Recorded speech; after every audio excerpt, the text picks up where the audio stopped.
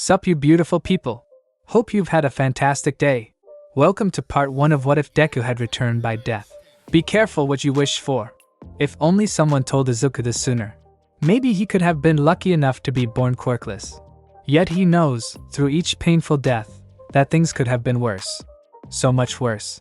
Midoriya Izuku Quirk, returned by death. If you guys enjoyed this what if, comment down below and let me know. And go ahead and check out other what ifs in the channel. After watching this video, don't forget to shower some appreciation onto the incredible author responsible for this fanfiction. The link is conveniently waiting for you in the description down below. Before we get into it though, don't forget to subscribe and leave a like, and also share this video with your friends. So let's start this video. The first time it happened he didn't even realize, but perhaps he should have. Perhaps it was obvious, but to him, the possibility seemed so out of reach, so far-fetched, that he dismissed it without a second thought. A vivid nightmare. That's all it was. All he thought it was, convinced himself it was. A very eerie, surprisingly accurate and all too real nightmare, but a nightmare nonetheless. For to Izuku's mind, that explanation was more plausible, preferable, to the current reality. On one hand, he couldn't blame himself for not realizing sooner. On the other, he wanted to punch himself for his stupidity, for not seeing something that in hindsight was so obvious. But whatever he may think or do, in the end, it didn't even matter. It wouldn't change anything. All he could do was to bite the bullet and endure it. It was all he could ever do. All he can do. All he will do. Over and over, until he was littered with holes and his body stops functioning altogether. And then, he would get up, just so he could do it all over again. Midoriya Izuku always wished he was born with a quirk. When he was told at the young age of 4 that he would, most likely, never develop one, it marked the moment he tasted true despair for the first time. But now, looking back, he started to think it had all been a mistake. That perhaps living a life of crushed dreams would have been preferable over the world granting him his wish in what he thought must be the cruelest way possible. He quickly chides himself for his selfish thoughts. This was just a burden he had to bear. Many realities had been set before him, each more horrific than the last. Izuku had lived them all, and he wept. But with this power he could create a different future, a new outcome. Something better. And while Izuku was the only one left with the knowledge of a world in shambles, his classmates, his friends, everyone else, they would all be free to continue living their carefree lives, unburdened by their ignorance. What did it matter if Izuku broke again and again? If it meant they could be saved, he had no choice but to comply. What did it matter, when it would all reset anyways? For them, he would take whatever the world threw at him, again and again. He would cry, so they could laugh. He would break, so they could heal. He would die, so they could live. He just wished it could have been different. For his quirk, he would trade in a heartbeat, if only it meant he could finally stop pretending to be a hero. His eyelids fluttered close, heavy with fatigue and red with tears. His final breath, ragged and hoarse from his screaming, left his lips in a tired puff and his broken chest settled with a shudder. The world dimmed, grew dark, black. Izuku let it happen, having long since learned to stop struggling. His beating heart still tried to fight it, refusing to give up as easily as its master. But with each pathetic thump it only grew slower and slower, until it, in a last-ditch effort, gave one final, weak thump in a desperate, but ultimately pointless, attempt at survival. And then, finally, it was over. Izuku lay still, lifeless. And then he awoke. The first time he experienced his quirk he had been wandering home from school, completely oblivious of the horrors yet to come. But he didn't realize what had happened until the second. It had been one of the worst days of his life, and it was only about to get worse. His childhood friend, former childhood friend, he reminded himself, Kaken had ruined one of his beloved quirk analysis notebooks, before advising him to go jump off a roof, in hopes of being born with a quirk in his next life. If only he knew. It all happened so fast. 1 second, he was wandering alone through an empty underpass, fighting to stay positive and to keep his fragile dreams alive. Before he even realized, he found himself in the grasp of a villain, dark green and slimy, smelling of sewage. "I'll be borrowing your body for a while," it whispered in his ear, forcing its liquid form down his unwilling nose and throat. "This will only hurt for a second." His lungs burned. He cried, clawed uselessly at whatever he could reach, and would have begged for his life, if only he could. But his muffled pleas fell on deaf ears, his struggles ignored. He screamed in his mind, for a hero, for anyone, someone. He screamed for mercy, screamed for help that never came. A hero. A hero. A hero. But no hero ever came. No one came to help the poor boy, 14 years old, struggling for breath as his life was slowly choked out from him. Midoriya Izuku died that day. He died, alone, afraid, and with tears streaking down his face. But it wouldn't be the last. Some parts of him wonders whatever happened to that Izuku. Would that world continue on without him? Was the current Izuku the same boy whose life was extinguished before he even finished middle school? Or was he just an imposter, carrying his memories? He hoped not. He couldn't bear to imagine the look on his mother's face when she was informed of his untimely demise. That is, if she ever was. He awoke to the sight of his ruined notebook, floating uselessly in the koi pond in front of his school. He blinked owlishly, still shaken and confused from what he quickly assumed to be just a terrible dream. It had been the only logical explanation he could think of. But this time when he arrived at the lonesome underpass he saw in his nightmare, he hesitated. He lingered by the entrance, heart clouded in doubt and paralyzing fear. But in the end, he still stepped through the tunnel, wary of his surroundings as he was, jumping at every shadow and the tiniest of sound. When the villain appeared, he found himself rooted to the spot. There was shock, because the villain looked just the same as his nightmare. Shock, because there was no way, it was impossible, it couldn't. For a moment, he was convinced he would die. That his dream was some sort of warning, and like the idiot he was, he refused to listen. But this dream had a different ending. Instead of being suffocated to death, he was saved. Rescued by a hero, the hero. All it needed were a few extra seconds, a few moments of hesitation that Izuku never gave in the past, to change his future. This time, All Might would save him. He would live. And in his panic, of all that happened and of finally meeting his idol, he would forget all about the dream. For at the moment there was something more important on his mind, nightmares foretelling his gruesome death be damned. He grabbed onto his hero's leg, refusing to let go, only concerned with his own selfish desires. He needed an answer. He needed confirmation that his dreams were possible, that all the torture and ridicule he went through on a daily basis for his impossible goal wasn't all in vain. Can someone quirkless like me become a hero too? He would never forget the look of pity on All Might's face in that moment. He would never forget when his hero seemingly and suddenly deflated in a puff of smoke, only leaving the emaciated skeleton of a man behind. Izuku was bewildered, denying vehemently to the high heavens that this was All Might, that the unbreakable symbol of peace was little more than a carefully crafted and fragile lie, that with only the tiniest of mistakes could be shattered like glass, only to be carried away in the wind in the form of a million tiny crystal shards. But the hero just sighed and shook his head. That day, Izuku found out All Might's secret. He saw the wound that was killing the hero slowly, left behind by a villain so many years ago, like spider cracks upon sickly pale flesh. That day, All Might told him the words he had dreaded hearing, but deep inside always knew to be true. No, Izuku could not become a hero. Not without a quirk. Not without power. His hero left, and Izuku didn't know what to do. Now that the only person that was important, the only one who mattered had confirmed his fears, confirmed that Izuku was, and always would be, just as useless as everyone always told him. His childhood friend's words replayed in his mind, taunting him. If you want a quirk so badly, but his dark thoughts were interrupted and left for another day by a sudden, and very loud, bang in the distance, reverberating throughout the streets and invading his ears. An explosion. A villain. Slime. My fault. Kaken. His selfish actions, wasting All Might's time with a pointless question he already knew the answer to, had allowed the villain made of sludge to escape, and now it had found a new target to torment. Instead of a boy with emerald eyes and deep green curls, this one sported an all too familiar set of fiery red irises and ashen blonde strands. They met Izuku's, those pleading eyes, begging. I don't want to die. He didn't think. He acted. With all the knowledge he'd accumulated throughout his 14 years of life, he fought as hard as he could in a desperate attempt to save, but in the end, the one who needed saving was him. Again. By the same hero and idol who'd crushed his dreams once and for all. No, not crushed. Izuku already knew.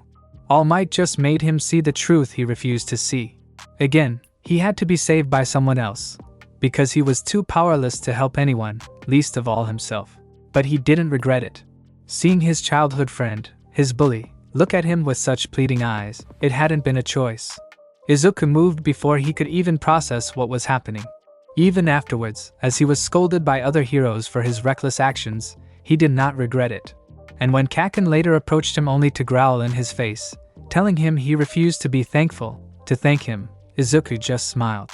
He wasn't looking for gratitude or recognition, he was just glad Kaken was still there to throw insults and curses at him. And when All Might found him after that, when he told him those 5 words that would change his life forever, he cried, "You can be a hero." Tears ran down freckled cheeks and he tried to choke down his heaving sobs. "You shall inherit my power." Wide, confused eyes stared up at the blonde hero. "With it, you shall become the next symbol of peace." All Might gazed down on him. He smiled, and the sun shining from behind lit up his contours, casting the hero in a holy glow. Izuku took a sharp breath, because in that moment, he thought he was looking at an angel.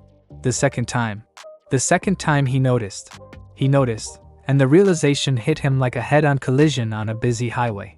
I have a quirk.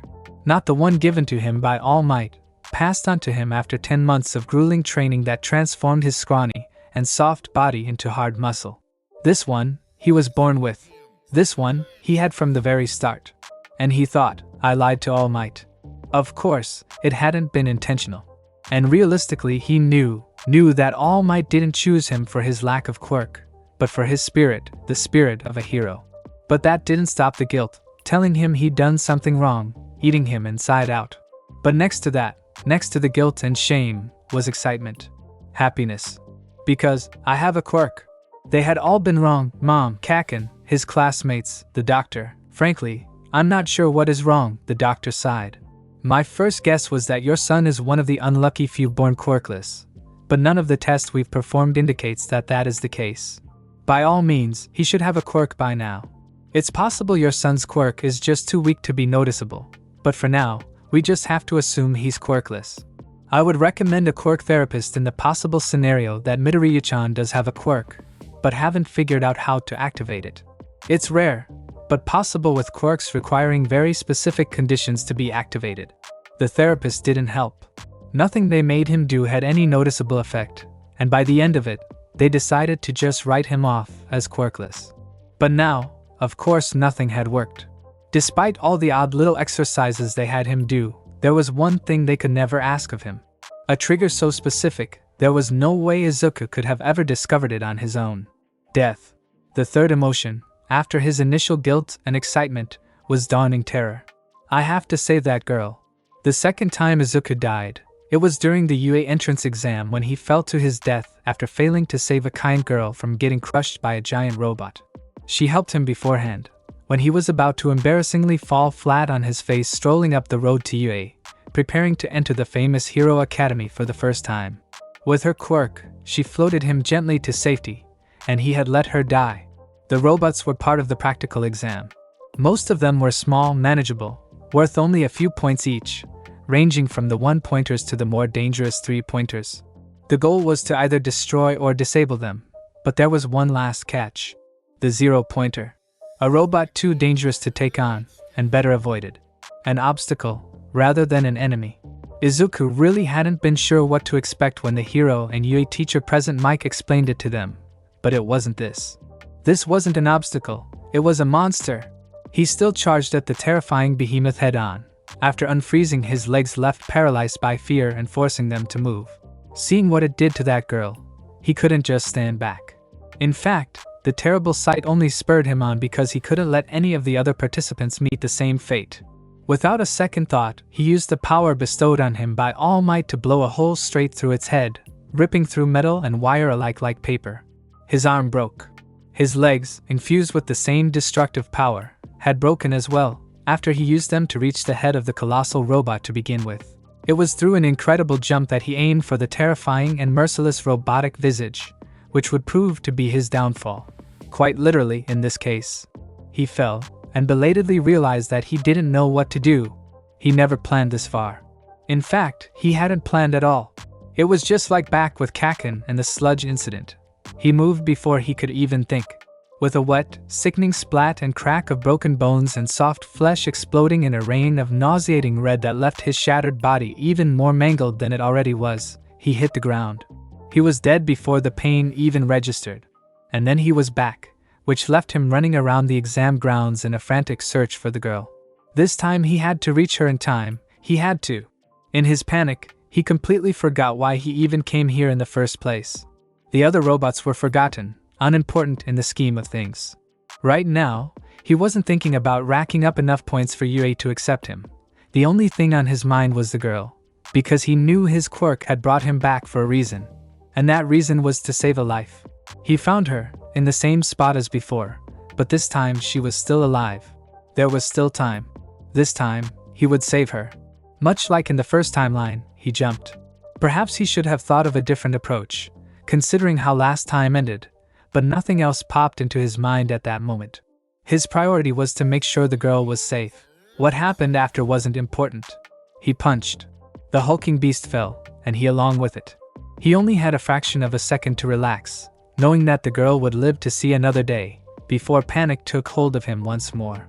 He was going to die again, and this time he wasn't sure if he would come back. But like with All Might and the villain of Sludge, Izuku's choices gave this future a different outcome.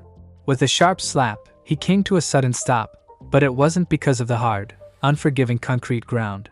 He was floating, and in the edges of his foggy vision, exhaustion, pain, fear, relief, he saw the kind girl, hand raised and teary-eyed. I was saved again, were his last thoughts, before darkness took over and he passed out. He woke to a small and wrinkled lady standing over him, and though it took a few seconds, he soon identified her as Recovery Girl, Yue's own personal nurse and healer. She shook her head and tooted disapprovingly, scolding him for his reckless behavior. But Izuku couldn't find it in him to regret his decision. The girl was alive, and that's all he needed to know. His broken bones had been fixed and his swollen flesh returned to its original shape and color, the burning ache in his body long gone. Everything would be fine. Whether he got into UA or not, which he sincerely doubted, that girl was alive, breathing, and so was he. Everything would be fine. Somehow he got accepted into UA, despite what he thought was an extremely poor performance in the practical exam. Aside from the no-pointer one, he destroyed a grand, and impressive, for all the wrong reasons, total of exactly 0 robots. But for rescuing that girl, along with securing the safety of all other participants on the battleground, he was awarded 60 rescue points in return. Karma does exist, he mused, a large grin splitting his freckled face in two as he approached the gates to UA for a second time, with hopefully many more to come. But this time it was not as a contestant, but as a student, his uniform worn proudly as proof of his achievement. Studying at UA, he would have no use of his quirk, his original quirk, for a long, yet not long enough, time to come. In fact, through all the excitement of finally attending the school of his dreams and being tutored by All Might himself, along with many other of his favorite heroes, he almost forgot about it. Pushed to the back of his mind, he smiled at the new friends, actual friends, he made, passing his school days in bliss, with only a few hiccups here and there to break it up. But he would receive a grim reminder on the day that their homeroom teacher, Aizawa, took them for a school trip to the USJ. The first death was himself, ripped in half with his intestines floating uselessly in too dark water, painted bright red through his blood. Out of all deaths so far, this was easily the most painful. He didn't die right away. It had been faster than choking to death on disgusting sewage slime, but there was something about watching your guts spill out of your body that made the whole experience so much more real. Suffocating was an experience waiting to be over. Falling was too fast to register, but seeing his insides spilling out into the open had a finality to it. Aside from the excruciating pain, it left him with a feeling of absolute vulnerability and a promise that it was too late. He screamed without sound, his lungs filling with water dyed crimson. It tasted like iron, bitter, harsh, and disgusting. But worse than all that, than the pain, the fear, the blood, the absolute shock and terror, was the expression on Azuritsu's face. It only lasted a second. The frog girl's normally neutral expression twisted into something awful, black eyes filled with pure unadulterated horror, as she watched her classmate for barely a month bleed out in front of her. She did not even notice the villain approaching behind her. He tried to scream once more, uselessly, reaching a shaking hand out in a desperate attempt to warn her, do something, but all that came out was silence and blood. Then everything turned black. Midoriya Izuku was dead. But it was only one more death added to a list that would steadily grow, stretching far, too far, into the horizon. At some point, he would grow used to it. But even as the fear of dying would slowly be erased and replaced with solemn acceptance, there was one thing he could never grow used to. Dying he could handle, pain and fear little more than white noise to exhausted ears. But watching someone else die, you couldn't do anything, you worthless Deku. What kind of hero are you? Was something different entirely. It didn't matter how many times it happened. Every time was just as painful as the first. At least he didn't have to look himself in the eyes as the burning fire called life faded in them, before finally being extinguished once and for all. Except it wasn't once and for all, was it? Except it would happen again, and again, because Izuku was worthless. Except he would die again, whether it's because he was too weak, or so that he could erase, undo, fix the mistakes he made. But this was something only he could do. This was his responsibility. The second death was Todoroki Shuto. Izuku's eyes blinked open to the space hero, number 13, finishing his speech. Fear seized his heart in realization that there was nothing he could do to warn them of the incoming villain attack without attracting unwanted questions. Even if there was some way for him to convince everyone that they had to leave now, there wouldn't be enough time. That only left him with one option: survive. When the swirling villain of purple mist so dark it almost looked black warped them, Izuku had already changed his initial position. His intent was to evade the warp entirely, but seeing as he failed that, he ended up transported to the same district as the ice and fire user. If Izuku hadn't been there, Todoroki would have frozen every villain as soon as his feet touched the ground. But with the other boy there and in danger of being caught in the attack, he was a lot more constricted in how freely he could use his quirk. In the end, as they were both overwhelmed by villains from all angles, Todoroki's left side erupted in a roaring inferno as a last, desperate attempt to defend himself. So shocked the elemental user was, that he did not even notice the villain sneaking up behind him. By the time Izuku's warning shout left his lips, it was already too late.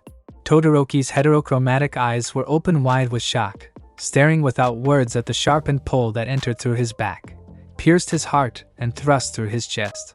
He grasped the bloody end jutting out from between his ribs, just holding it, looking confused and unsure of what to do next. His eyes met Izuku's, mouth open in a silent plea. Tears slowly began prickling the corners of his eyes as his dazed expression bled over into panic and dawning realization. The image of a fatally injured Todoroki falling bonelessly to his knees grew blurry as Izuku's own salty tears mixed with the others. "I'm sorry," he mouthed, not daring to say it out loud and breaking the deafening silence. "I'm sorry." He knew what he had to do. Furiously, he wiped his eyes and took a deep breath to steady his beating heart, pounding so hard he thought he heard his ribs creaking. He glared up at the grinning villains through watery eyes and did his best to choke down his sobs and sniffles, threatening to break him. He didn't have to do much after that. He lacked the courage to take action into his own hands, but fortunately, he didn't need to. Before the next minute was up, it was over. Izuku's body joined Todoroki's on the ground. His head landed somewhere else. Hopefully on a villain, he thought, spitefully. That brought a faint smile to his face, so the first thing he did after resetting was to bellow out a hearty laugh. It gained him a few curious stares and a scowl from Kaken, but at that point, Izuku couldn't care less about something so trivial. Third death, not counting his own after Todoroki's, was Aizawa Shoyuta. Everything started out promising. Izuku managed to escape the mist, along with number 13, Uraraka, Ida, Shuji, Sato, Siro, and Ishido. There were a few close calls.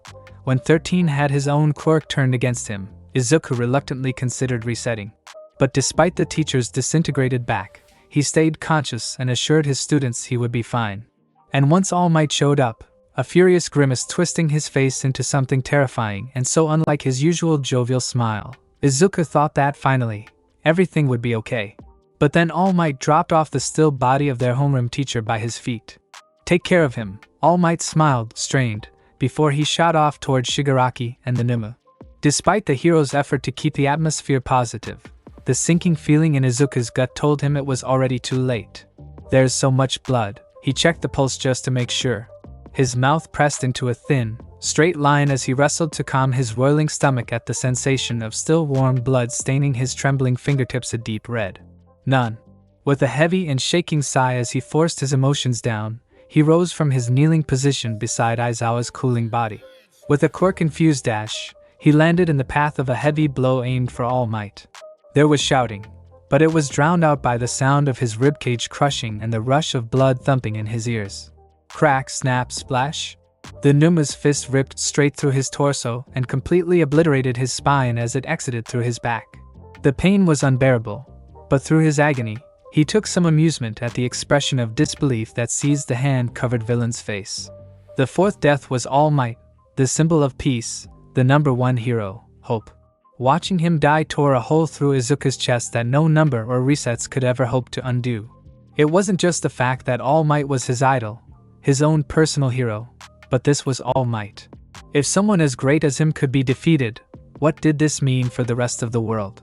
This iteration started out much like the previous. The difference was that this time, through a series of desperate actions on Izuku's part, Aizawa survived his bloody encounter with the Numa. Izuku gripped his partially crumbled arm tightly, an ill-fitting triumphant grin decorating his face. It took him 2 tries. That purple monster was fast, but his injured arm was a low price compared to keeping both his and Eraserhead's life. Nothing worth a reset, even if the pain did force him to grit his teeth tightly to prevent the torrent of tears that fought to escape his leaking sockets. Now they just had to wait for All Might, who should be here any second. A loud crash reverberated throughout the building as the double doors to leading into the USJ blew off its hinges. Izuku smiled, even when All Might did not. A fierce battle quickly ensued, good versus evil. And although it looked bad, although All Might's punches seemed worryingly ineffective against the purple monster with the bulging brain, barely even leaving so much as a mark on that inky skin, that smile stayed on his face. Because this was All Might, and there was no way he'd ever lose. Izuku had gone through so much, seen too much, but it would finally be over. He could finally rest, maybe take a sick week off or 2 after this.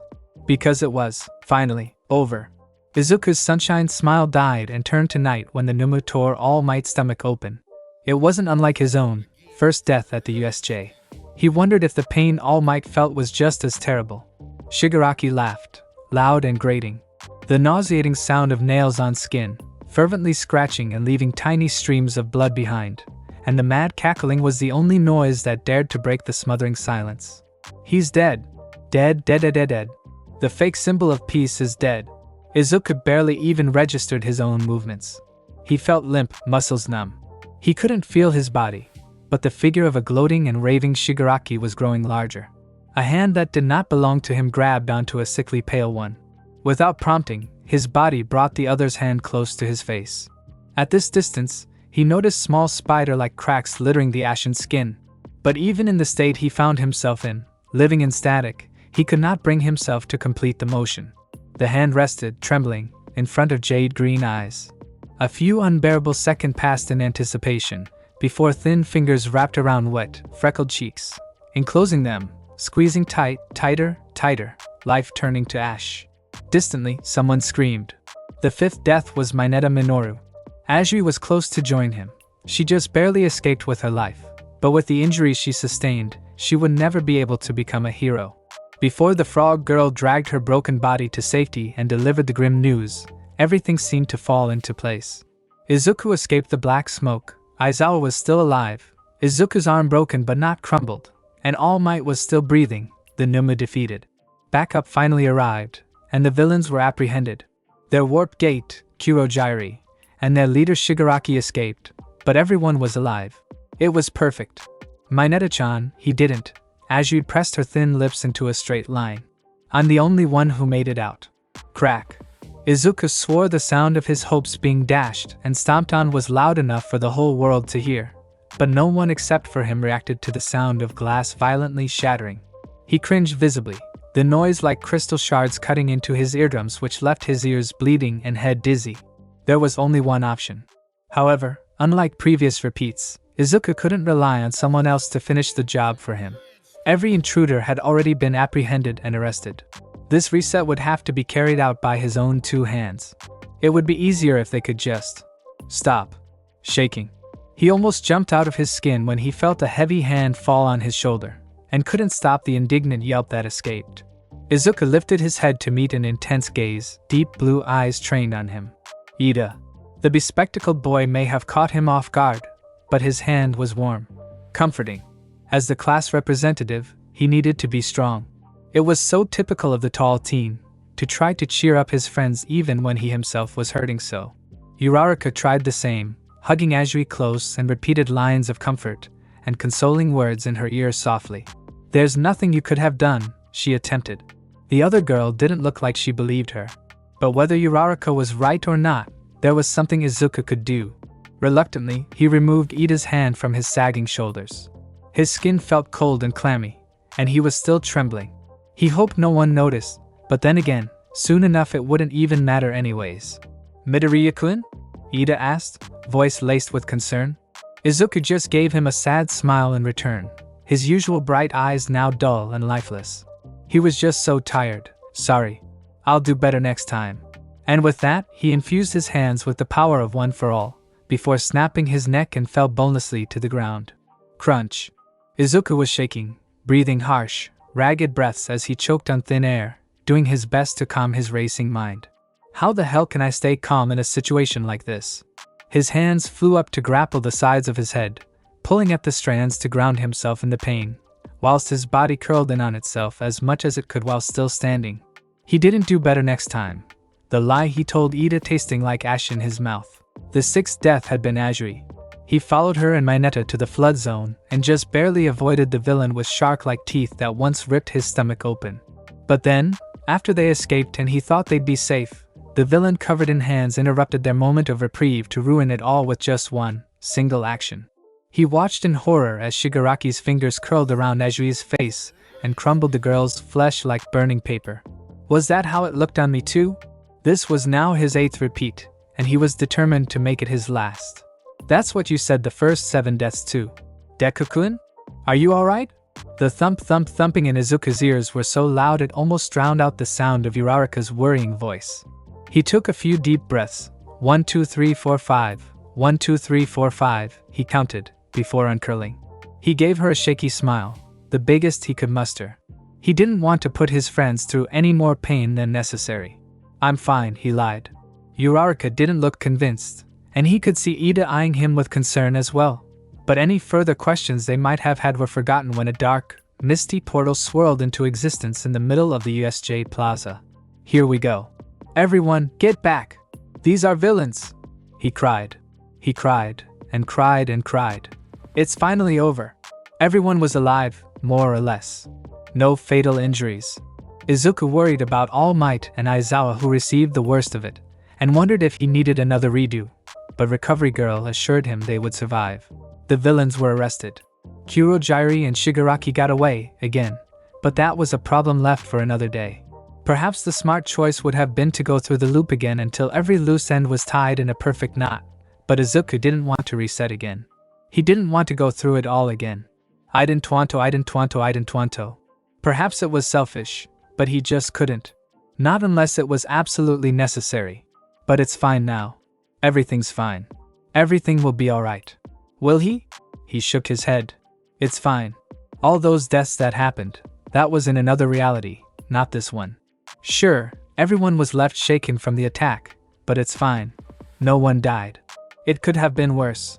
So much worse. Are you alright? Ida.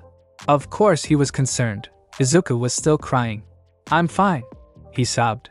It was true, but why did he feel like he just told a terrible lie? Are you sure? The class president put a reassuring hand on his shoulder and gave him a small, comforting smile. When Izuku lifted his gaze, faded dead to meet his friend's eyes, he felt the hand on him tighten. I'm fine, he repeated. Just a bit shaken, is all. Ida opened his mouth, staring into those blank green eyes. Are you absolutely sure? I'm fine, he repeated for a third time, voice harsh and angry. He took a shaky breath to calm his roiling emotions, feeling guilty for snapping at the other teen. Ida was just trying to be a good friend. I just need to rest a little. Ida was silent, but eventually relented. Alright, if you say so. Just remember that if anything is ever bothering you, I'm here to listen. Uraraka ran up to join them, a relieved smile relaxing her face. "You guys," she called, but stopped dead in her track when she spotted Izuku. "Are you alright?" she asked, her mouth turning down into a frown. Izuku could barely find the energy to dignify her with a response. It took every last ounce of his remaining strength to muster up a reply. "I'm fine, my boy." Izuku stilled at the sound of All Might's voice, calling for his attention. It wasn't unusual for him and the hero to converse with each other, but there was something about the seriousness in his teacher's tone that put him on edge. "Yes." He cringed as he squeaked out a reply, turning trembling eyes to face All Might. The hero was silent for a moment, further setting Izuku's nerves on edge as he awaited his sentence. It felt like All Might stared right into his very soul, and judged every inch accordingly. Like those icy blues read him like an open book, tearing it open and ripping apart the pages one by one. "Your friends came to me with some concerns regarding your well-being," he started. Paused. "Then, and I agree." Cold sweat began to form on the back of Izuku's neck. "I know you always worry too much about small details, but I can see that this is more than that. You did speak with our school therapist as recommended after the villain attack, right?" Izuku nodded carefully in response. "I did. But there was only so much he could reveal, so much one person could help him with." All Might looked contemplative, bringing one of his large hands up to his chin and rubbed it thoughtfully. "Do you think it helped?" He swallowed hard.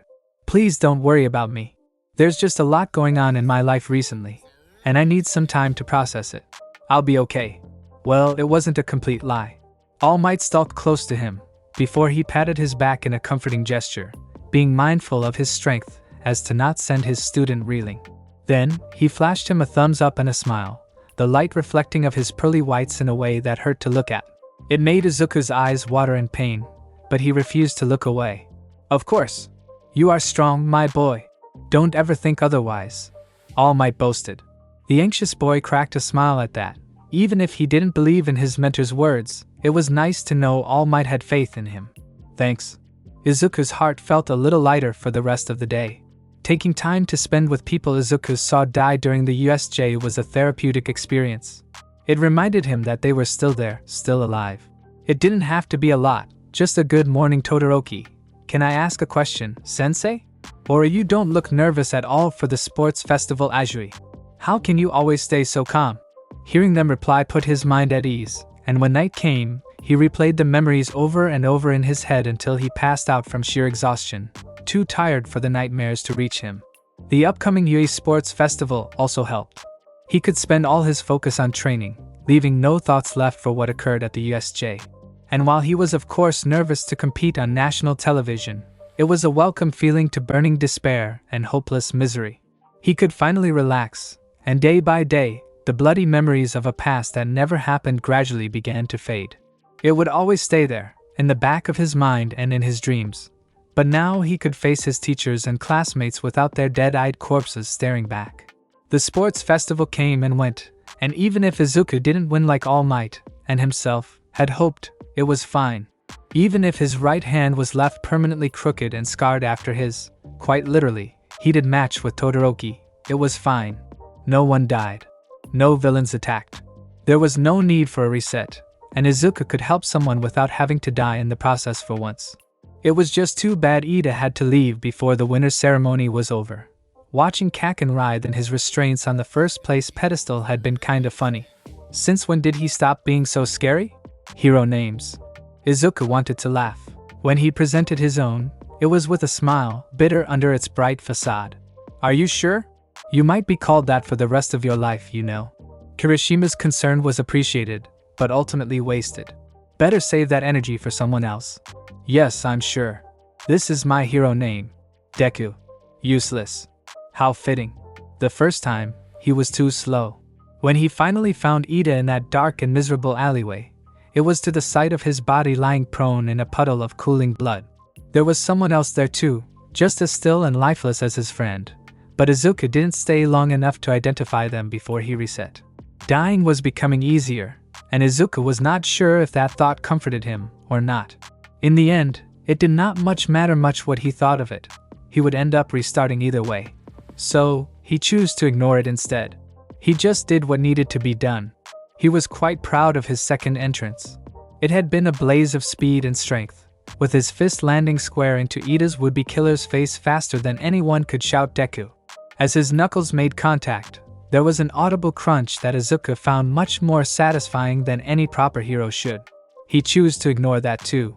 Ida stared at him, shocked, and with something that might be despair written across his face, while his body lay paralyzed and frustratingly vulnerable on the crimson-splattered ground. But when he shouted, "This had nothing to do with you. Don't get involved," the only thing Izuku felt was anger, burning deep, like acid in his gut. Was Ida really telling him to run? Did he have any clue as to what would happen if Izuku did?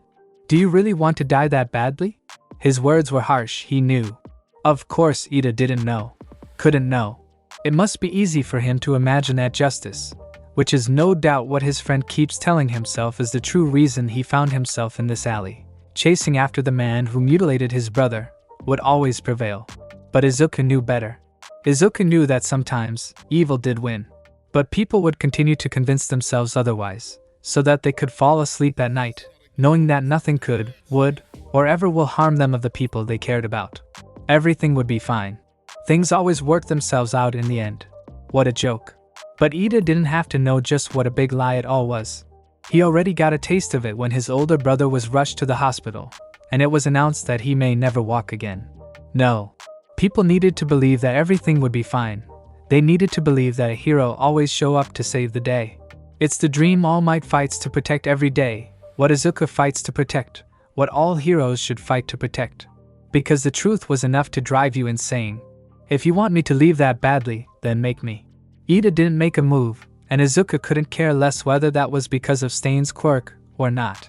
It was naive of him to think he could take on the hero killer by himself, but he had been unwilling to put anyone else in harm's way.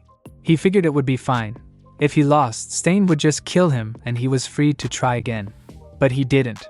Instead, as Izuku cried for his muscles to move, the villain moved right past him, as if he hadn't even realized Izuku was there in the first place. His feet slowed and finally stopped as they found themselves in front of Ida, still on the ground. Izuku could only scream as he watched that blade plunge into his friend's neck. The other hero with them, Native, followed shortly after. Unable to move, watching Ida's face growing ever paler as blood spurted out of his gaping mouth and open wound, was by far the worst thing Izuku had experienced during the loops. The USJ couldn't compare, because at least then he had always been able to do something, even as he tried to look away. Just an inch. That's all I'm begging for, just move an inch. He couldn't shut his ears to the wet gurgling of Ida struggling for his one last breath. Stain left, not even deigning his victims with a glance as he stalked off. You're weak, but your hero's spirit is strong. Let this experience serve as a lesson, remember it, and use it to grow strong, so that next time you may save a life. He wasn't sure what was so amusing, but a shrill laugh suddenly burst through his lips. It echoed and bounced across graffitied walls and halted the killer in his track. A lesson? You killed my friend for a lesson? Tears streamed down his face. You tell me to save lives, but what about you? His fingers twitched. I don't want to hear that from a murderer. If hero killer Stain had any retort to that, Izuku didn't wait to listen. His neck cracked and windpipes crushed against impossibly strong fingers. The laughter stopped, and the alleyway fell silent. As much as he detested the idea of putting anyone else but himself in danger, he didn't have much choice. Someone was going to get hurt no matter what he did, but he could at least increase his chances of everyone getting out of this alive. His fingers swiped over the screen of his phone, known to him as well as the back of his own hand.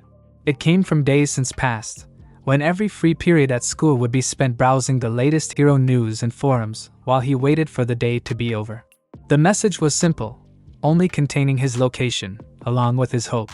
He didn't have any time to elaborate, and all he could do was to keep faith as it was delivered to every last number saved in his contacts. And when orange flames lit up the alleyway, crashing through it like a furious wave and licking the edges of his vision as it warmed his too clammy, too cold body, he could feel his hope burn with it. Only one person had answered his plea for help, but Izuku could not have asked for anyone better. Todoroki-kun. Deku should have expected it. He should have, but he hadn't wanted to. He hadn't. I never wanted any of this. Wanted to. The pride he felt as he watched Todoroki use his left side, wielding the flames like they belonged to him. Because they did. It's your power. was overshadowed by pain when he watched them flicker out and die. The scarred face of the boy looked colder than ever, and Izuku hated how he could hear every sickening drop, rip and slice in the silence left after the roaring fire's wake. Of course he would get Todoroki killed. Again. It's not any better than the first. And Ida. And Native. You're weak, but your hero's spirit is strong. Let this experience serve as a lesson, remember it, and use it to grow strong, so that next time you may save a life. Ha, now that's funny. You're weak, but your hero's spirit is strong. Let this experience serve as a lesson, remember it, and use it to grow strong, so that next time you may save a life. You're weak, but your hero's spirit is strong. Let this experience serve as a lesson, remember it, and use it to grow strong, so that next time you may save a life. You're weak, you save a life. Shut up. Izuku couldn't listen to this again, he couldn't, again and again and again. I just want you gone already. Gone. Restart. Reset. I wish you were dead. This was not supposed to happen. This isn't what heroes did. Right. That man was going to kill them. Ida, Native, Todoroki, he deserved it. But Izuku wasn't happy. Nor sad, or guilty. Not even angry. He just felt nothing. Nothing at all. Blood stained his pristine white gloves red, and he felt nothing. It had been so easy, it was almost funny. Here, he had fought so hard, retried so many times, but all it had taken was one punch. His arm hung limply, a rainbow of blues, reds and purples. If he could have felt it, he bet the pain would be excruciating. But all he felt was the dead weight of an unresponding limb by his side, numb, like the rest of him. Jade eyes stared darkly at Stain, propped up against a wall and slumped over bonelessly. Red liquid seeped into the fabric of his clothes, almost invisible against the red and blacks, which Izuku supposed was the point. The head had been reduced into a red and pink stain on the wall, with chunks of skin, hair and splinters of bone clinging to every nearby surface, glued on with drying blood. It was sick, but the thought was nothing more than a courtesy. Locked behind a glass wall, it pounded and shouted for him to listen. But the boy couldn't even deign himself to so much as glance in its direction, preferring to feign deafness in place of this screaming voice that spoke all too much. Midoriya-kun! He jolted into awareness when he felt a hand slam down onto his shoulder. Ida was staring at him, eyes wide, looking as if he didn't even recognize the person before him. The broad-shouldered teen swallowed heavily, looking unsure, as if he didn't know whether to pull Izuku toward him or push away. His lips opened and closed over and over again, but no words ever left. Then, in a move that must have surprised them both, the Emerald Boy was pulled into a tight hug. Izuku's shoulder was growing wet as Ida found his head buried into the crook of his neck. I'm sorry. Izuku heard Ida mumble the words over and over, as he rocked both their bodies slowly back and forth. And just like that, the walls broke and crumbled into dust as Izuku's body shook violently as sob after sob ripped through his throat painfully. It hurt, so much, but Ida refused to let go, only clinging onto him harder. He knew what had to be done. But for just a moment, Izuku let himself stay like that, as each boy cried their pains out. I'm sorry. You've improved a lot since we last fought each other, Todoroki commented, staring at him with a blank expression that Izuku sincerely wished he could read. I have to admit, I feel a bit intimidated. Izuku laughed nervously, his fingers curling into his hair and tugging at the strands until he felt his skin prickle in pain. Oh, that was just the adrenaline. Todoroki blinked at him slowly, looking skeptical. But then, he shrugged, before training icy eyes upon the unmoving form below them. He ran his fingers over the bleeding cut on his cheek and his face scrunched up into a grimace. His offended expression forced one side of Izuku's lips to curl up in response, and he lowered his head in a poor attempt to conceal it, not looking to provoke his classmate any further. Could have been worse, the curly-haired boy commented dryly, glancing over Todoroki's unmarked arms. The stoic teen quirked an eyebrow in response, but when no further explanation was given, returned back to the topic at hand. At any rate, we should find a hero, before this villain regained consciousness. Izuku agreed with a silent nod, and Todoroki bent over to pick up one end of the rope meticulously bound around the red and black form of hero killer Stain, while Ida stood by the sidelines, uncharacteristically silent. Native wasn't far off, but the pro looked like he didn't quite know what to do with himself. It must be embarrassing for him to be rescued from the clutches of a notorious serial killer by 3 school kids. Though the relief of still being alive probably took away most of the sting. Gran Torino gave them an earful when he found them, as did the other pro-heroes that arrived on scene. Still, there was a hint of all there too, barely disguised between lectures about responsibility and harsh words telling them how lucky they had been. It's a miracle none of you sustained any serious injuries. You kids could have died, fighting a villain like this. Izuku's lips pressed into a thin line. He felt something burning beneath his skin, making him itch with the desire to rake his nails all over it, scratching and scratching until it went away. Instead, he spoke without meaning to, and regretted it as soon as the words left his stiff lips. Ida and Native would be dead if it weren't for me. He wasn't sure what the look the heroes gave him meant. Gran Torino frowned at him in clear disapproval, and Izuku bit the inside of his cheek hard until he tasted blood. He let out a trembling sigh and let his green eyes fall to the ground, inspecting every crack and crevice in the asphalt like it was his favorite novel. Someone called an ambulance while another contacted the police, and Ida approached his classmates silently.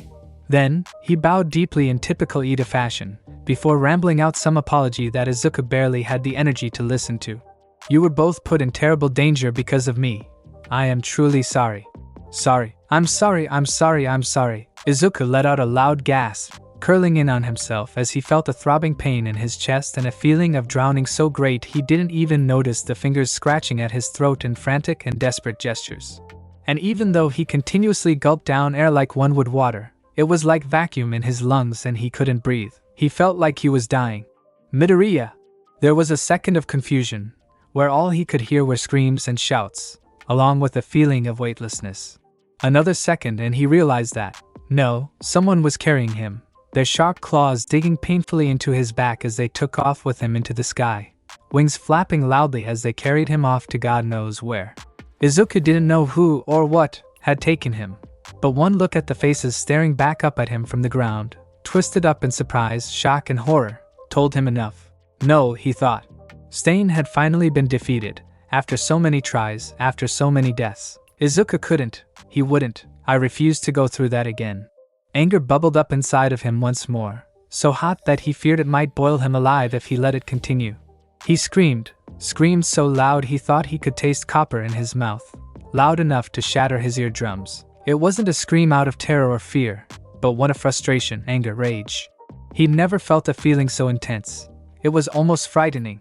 He screamed, and he wasn't sure when it happened, but he could feel the power of one for all coursing through his veins, mixing with the fury and hate that was devouring his insides like a black hole. He twisted in his grip, and he felt talons dig deep red lines into his back, but he couldn't care less. He lifted his arms over his head, and his fingers curled around the base of the monster's bird-like feet. With practiced motions he twisted, digging fingers deep and deeper, refusing to be the first to let go. The thing screeched ungodly as it was forced to relinquish its grip on its victim, but Izuku held on. He continued to scream as he climbed up its body, placing himself on its back as he began to twist one of its wings, shouting words of command. Let me go! Let me down! Let me down, before I tear both your wings off.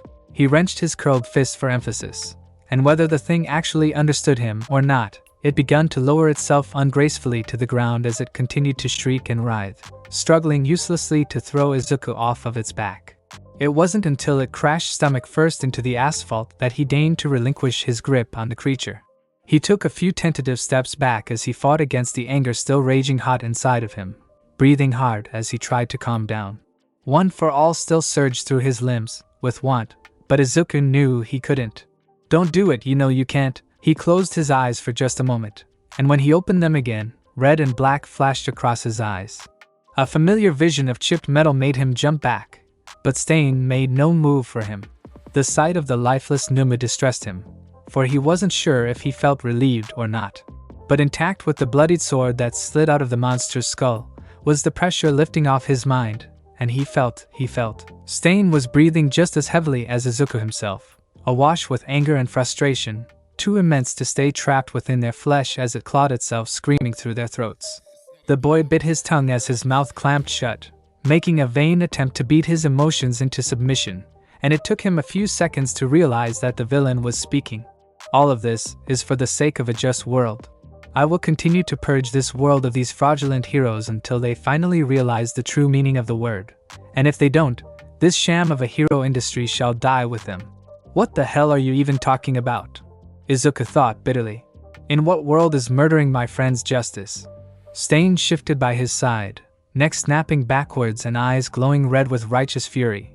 And wasn't that just the most pathetic thing Izuku had ever seen? He spoke. Endeavor. The fakest of the fakes. Well, even a broken clock is right twice a day. Izuku turned around, taking in the newly arrived hero. As much as he disliked the man, he was more than happy to see him, knowing that this nightmare would finally be over. Izuku didn't know how Stain had managed to break free of his bonds in the first place, which he insisted on tying himself, checking every knot twice before he was satisfied. But the number 2 hero should be more than enough to keep the villain detained until the police arrive to arrest him. And then he can rot in prison for the rest of his life. With any luck, he'll realize what a horrible person he is and use his scarf as a noose to spare the world of his existence. Izuku's eyes widened just as the thought passed. What the hell did I just? He shook his head, shuddered, and filed that reaction away to be analyzed at a later date. Right now, his gaze landed on Stain. He was still standing in the same spot as before, the only difference being that his bandana had fallen off at some point, revealing a hollow space in his face where a nose should be. Why is he still standing here? Is he still speaking? Then, he looked to the heroes. They all shared the same expression of unimaginable terror, including the number 2 hero Endeavor himself. What the hell are they doing? There is a villain right in front of you. How about you do your job and apprehend him already? His brows furrowed in confused frustration, cutting the villain off before more bullshit could spill out of his mouth. Hey!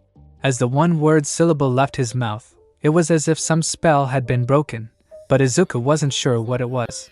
All he felt was the shift in atmosphere as Stain's tirade trailed off into nothingness, and the seemingly frozen heroes thawed and left whatever trance they had been put in.